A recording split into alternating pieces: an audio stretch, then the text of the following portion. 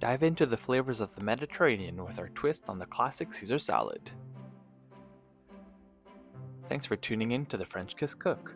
Start by prepping your romaine lettuce and chopping it into bite-sized pieces, placing it in your bowl or platter. Then, prepare your vegetables by slicing and dicing.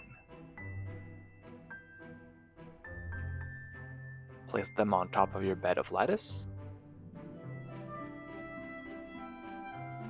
and then add your tomato halves and your Kalamata olives.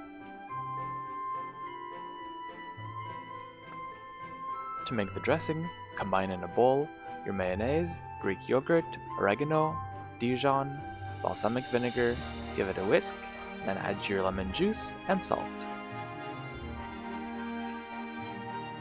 When ready to serve, add your pita chips.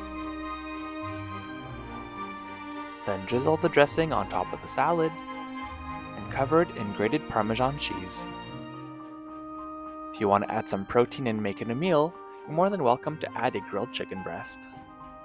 Thanks for watching. Don't forget to like this video and subscribe to our channel for more recipes.